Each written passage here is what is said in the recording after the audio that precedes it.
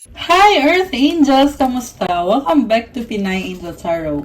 This reading is a love message for anyone, kahit ano man ang zodiac sign mo, general love reading, kaya maaaring mag-resonate o hindi. Pero pag nag-resonate, comment nyo para alam ko. Kumusta kayo guys? Comment present para alam ko nanonood kayo. Tingnan natin ang energies connected dito sa love connection nyo. Kukuha din tayo ng oracle messages para sa inyo. Okay. So, ready ko lang yung mga cards nyo.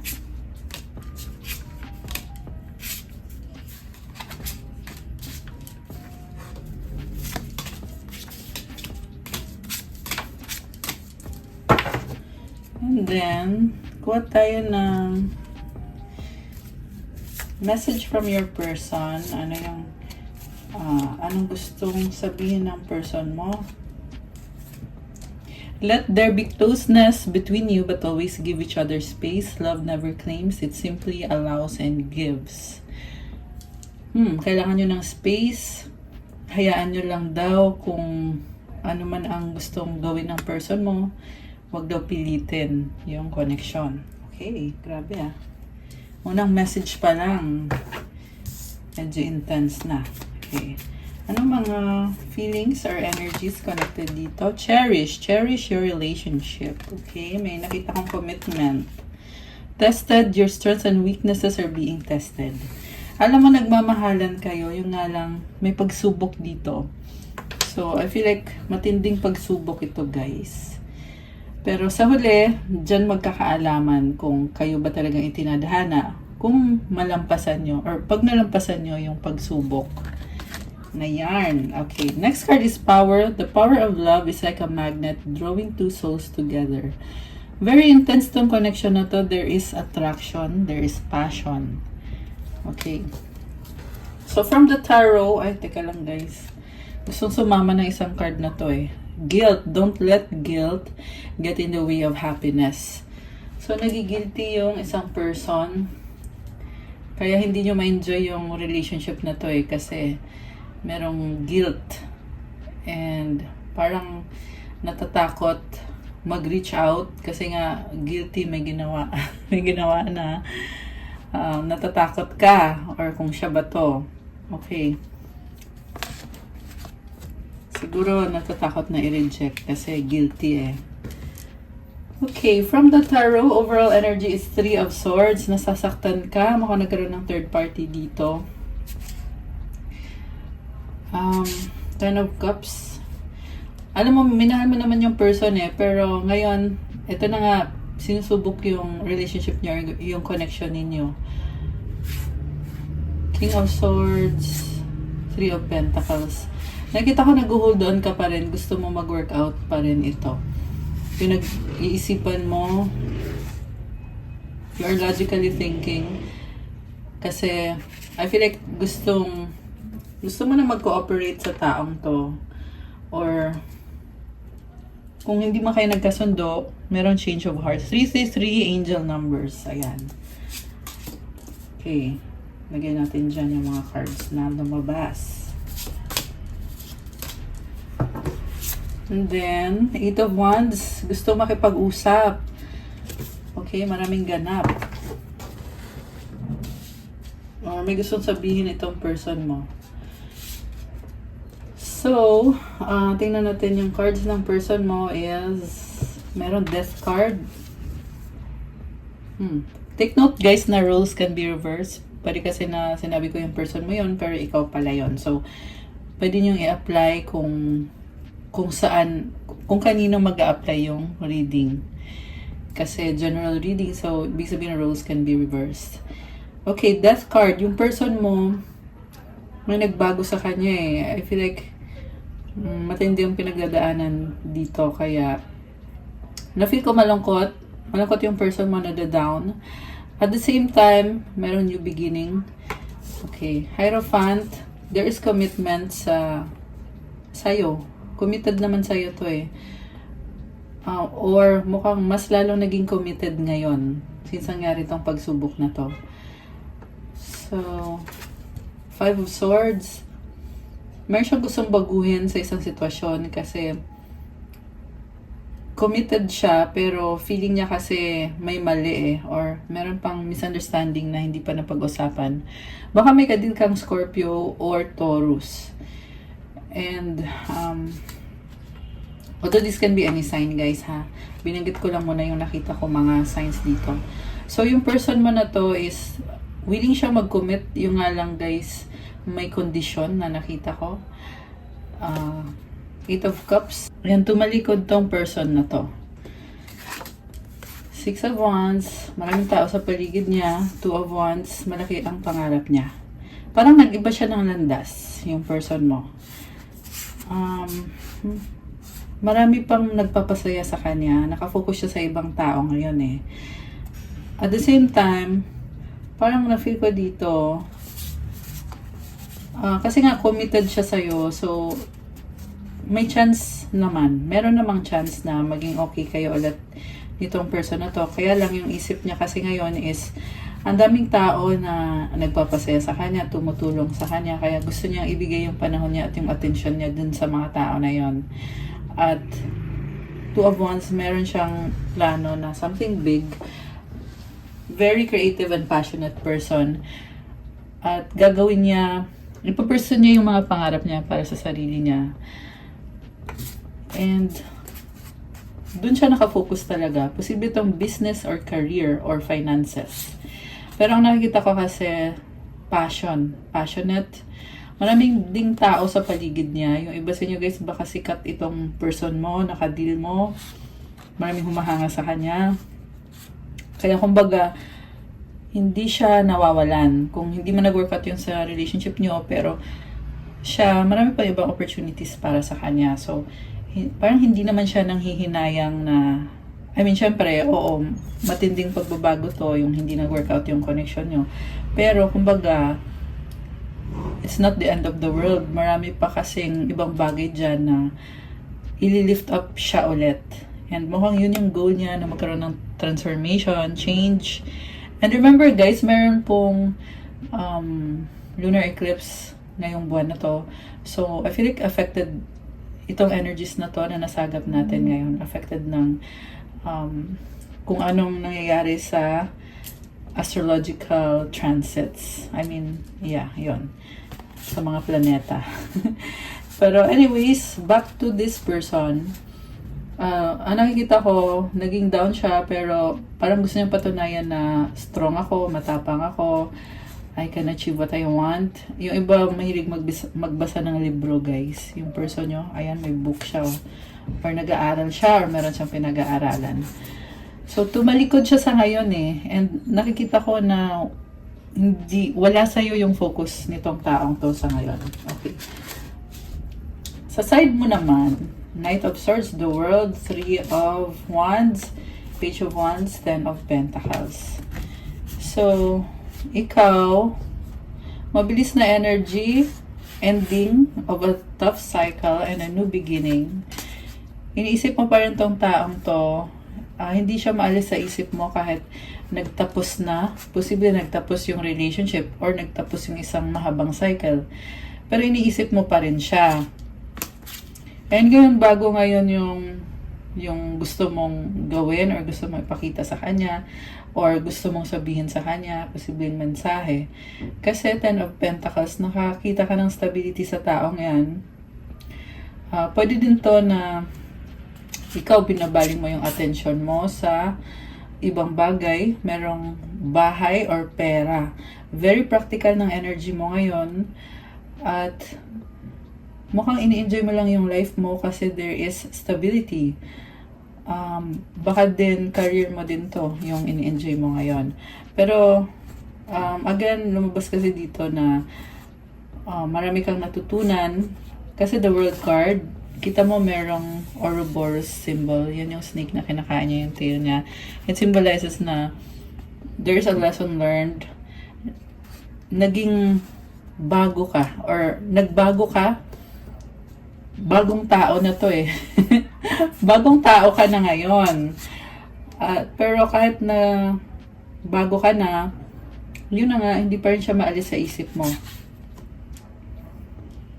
may narinig ako na gustong umuwi. Ewan ko kung saan ka uuwi, sa bahay mo or sa bahay nyo. Pero, ayun kasi, feeling of being at home, yan yung gusto mong ma-feel ngayon. So, siguro, bumabalik ka sa comfort zone mo kasi nagbago na yan. So, I feel like you need time for your own para nurture mo yung sarili mo, mahalin mo yung sarili mo. Kasi, nasaktan ka dito eh. And, gusto mo pa rin tong taong to, 10 of Cups, sa'yo mo nakita yung happiness and love, overflowing yung emotions mo dito, talagang gusto mo siyang makasama. So, itong pagsubok dito, possible third party situation. So, ayan. Kung sino man yung may third party, kung ikaw man yan or siya, pero siya kasi yung, siya yung nagbago na tuluyan ng landas. Okay, tingnan natin guys ha. Bakit nasasaktan ikaw? King of Cups, the Moon, 8 of Swords, Justice. Nasaktan ka kasi mahal mo siya, kaya nalilito ka ngayon kung paano ulit babalansehin yung sitwasyon. Parang gusto mong ibalik kung ano yung dati, pero hindi mo pa alam kung paano kasi meron kang Justice card. Ibig sabihin, you want the truth, you want balance and stability, pero nasa gitna kasi itong si 8 of Swords. Ibig sabihin nito is merong humahadlang. Posible walang communication. Posible yan yung hadlang. The Moon, you are confused. Medyo paranoid ka. Paranoid. Yeah, napaparanoid ka eh. Kasi King of Cups, siguro iniisip mo kung minahal ka ba nung taong yan. Nag-care ba siya sa'yo? Iniisip mo yung mga bagay na kung paano hindi nag-workout or nagka-problema. More on sarili mo talaga yung focus mo. Iniisip mo talaga yung makakabuti para sa'yo. And you want to cut ties. Meron kang tatanggalin para mabalik yung balance dito sa connection nitong person na tumalikod.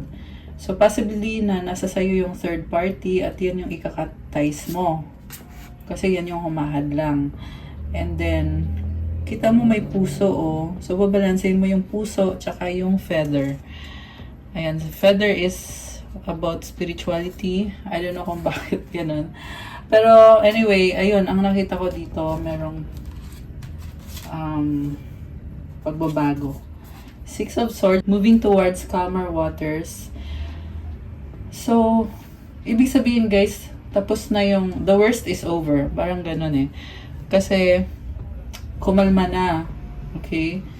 So, ayan, grabe oh. Or baka yan yung hinihintay mo na kumalma yung sitwasyon. So, 4 of Swords, healing. 7 of Swords. Ayan, hinihil mo yung sarili mo. Gusto mo mapag-isa. 2 of Pentacles, King of Wands, 8 of Pentacles. Sobrang busy at nakafocus ka sa mga kailangan mong gawin, mga responsibilities. 8 of Pentacles is work and career. And at the same time, binabalanse mo. Nakita ko dito na parang gusto mo i-manipulate yung situation eh, kaya may balancing act. 'Di ba? So, kulang sa communication kasi 7 of Swords. Hindi mo sinasabi kung ano talaga yung mga plano mo or yung mga gagawin mo sa life mo. So, siguro masasabi ko lang may mali eh kasi kung committed kayo sa isa't isa, dapat merong openness sa inyo. Which is, hindi ko nakikita sa side mo yon. Parang ang dami mong tinatago, ang daming bagay na ayaw mong sabihin, ayaw mong malaman ng person mo. Okay. So, anong outcome? Hindi. Tingnan natin yung feelings ng person mo na person na nakafocus sa ibang bagay at sa ibang tao. Okay. 7 of Pentacles. So, ayun na nga, nakafocus siya sa finances, stability, 3 of Cups, meron celebration. So, mga kaibigan yung nakita ko dito, posible ding family. Magician. Ready na siya. Ready para saan? Okay, tingnan natin. Four of Pentacles.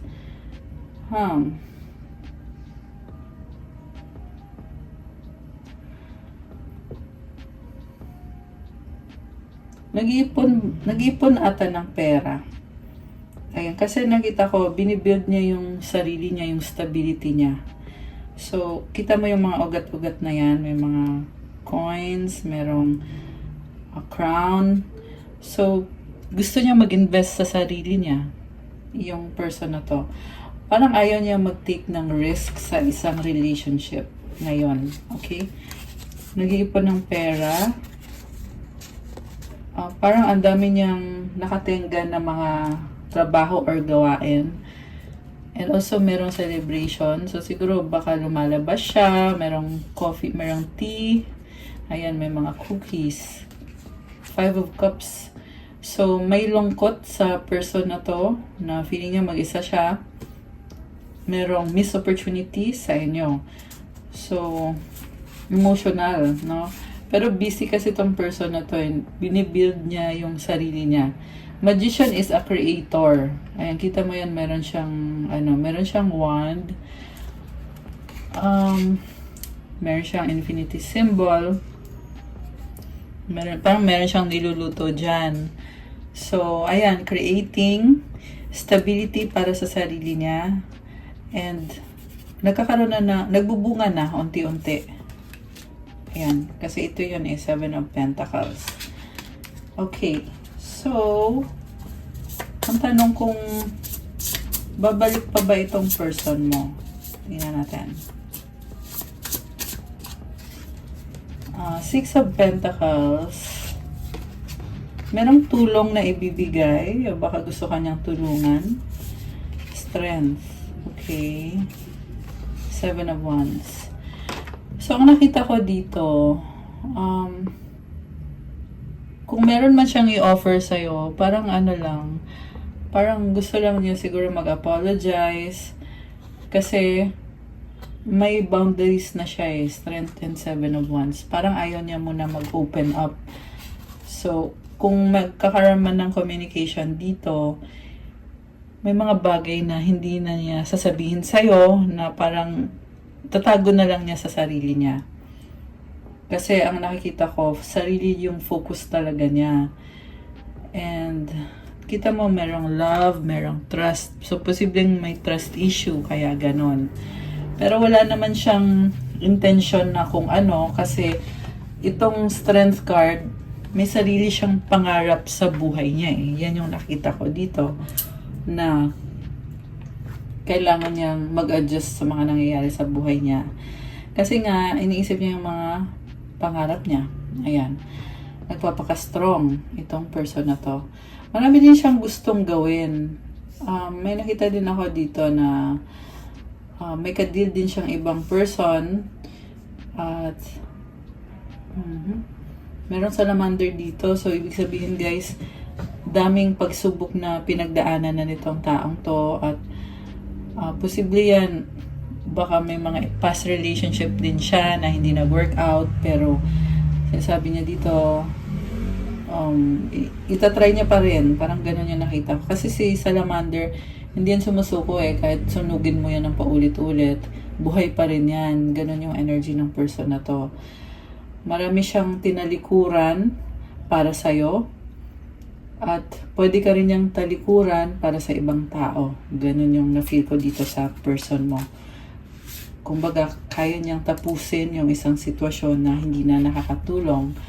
Pero, lumabas din dito guys na nagkikare pa rin naman. Parang hindi naman ito yung klase ng person na sasaktan ka or gagantihan ka, or wala naman ako nakitang ganun. Okay.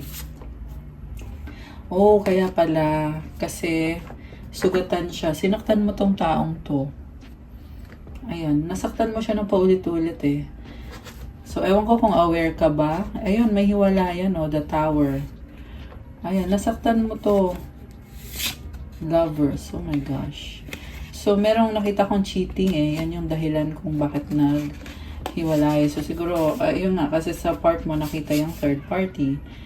So, the lovers making a decision, Two of Swords, Queen of Wands. Ayan, may other person. Merong hindi makapag-desisyon. Hindi makapag-desisyon kung sino ang pipiliin. Kasi sarili at pangarap yung priority. So, nagkulang. May pagkukulang sa person na to. Baka ikaw to. Ayan, baka nagkulang ka sa kanya, hindi mo napapansin. May nakita din ako posibleng baliktad na may nangyari sa kanya sa buhay niya at dun siya nakafocus. Masyado siyang nakafocus dun sa hindi magandang nangyari. Baka nawalan to ng bahay, nawalan ng career, nawalan siya ng legacy, kaya hindi niya nabigay sa'yo yung atensyon na kailangan mo. So, posibleng yan yung dahilan kung bakit hindi nag-work out. Kasi sobrang frustrated siya eh. Parang nainis talaga siya sa mga nangyayari. Na dahil nga sa nangyari sa kanya, napabayaan ka niya, tapos ikaw lumabas dito, nagkaroon ng third party. So, siya naman ngayon nagdesisyon na unahin ko na lang yung sarili ko at yung ibang tao, tsaka yung ibang goal ko sa career ko, sa buhay ko, sa business ko. Ayun yung energy or yung feelings ng person mo. Ayan. Palaban tong person mo eh.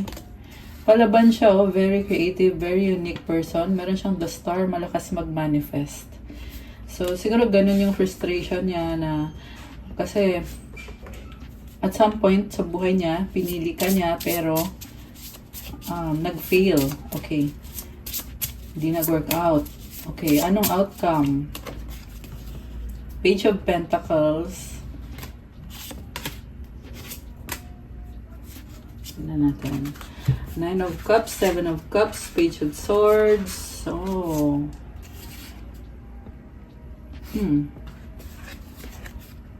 So, possible pa rin guys na magkakaroon ng communication sa inyo or apology.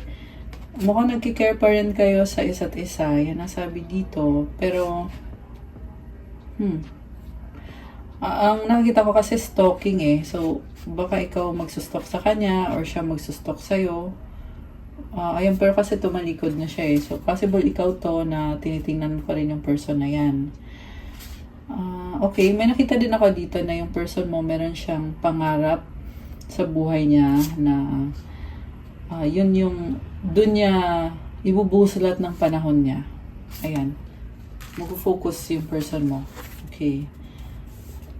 So, ayan oh. Ending. 10 of Wands.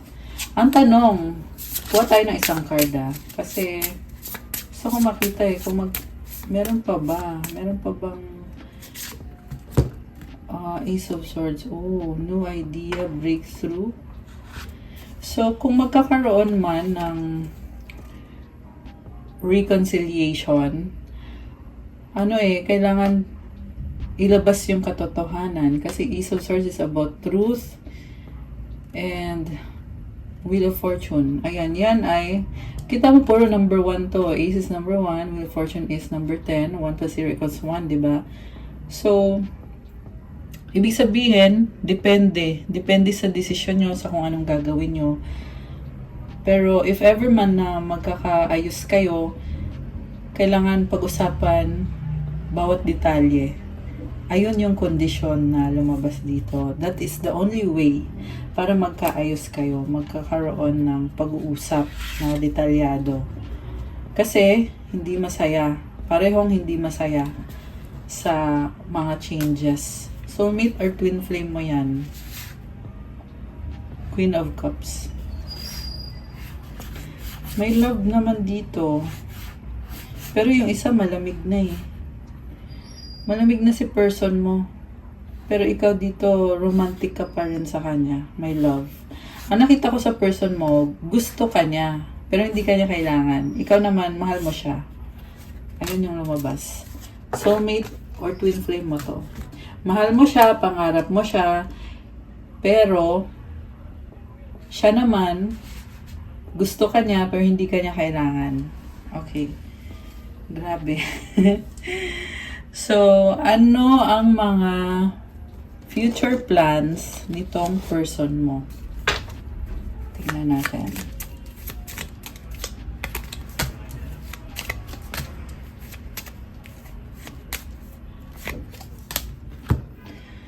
At ano mga gustong sabihin ng person mo.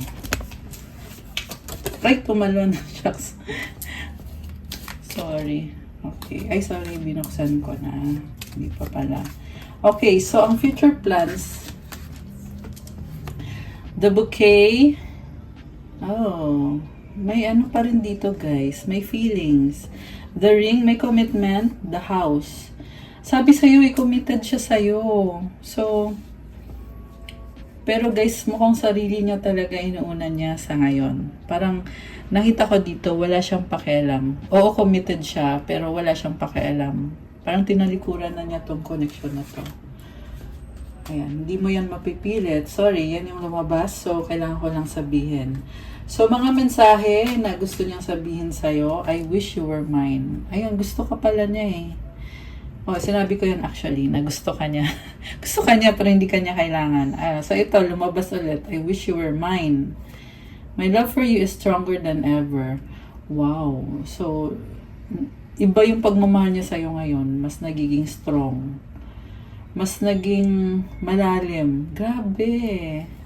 We were always meant to meet. It was written in the stars. So parang sinasabi lang niya dito kahit hindi nag-work out, pero nakatadhana na makilala niyong dalawa ang isa't isa. Grabe.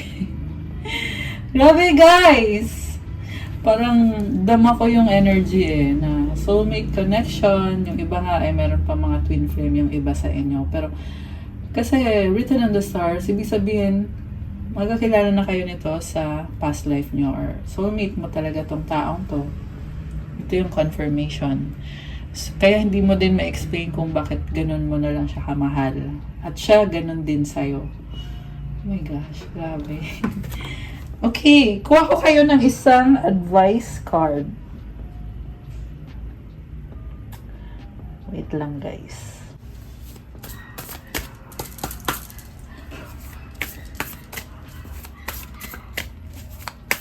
Advice. Synchronicity, the moon's moment. So, marami kang nakikita mga signs na naalala mo yung taong yan. Basahin natin sa libro yung kahulugan. Moon's moment.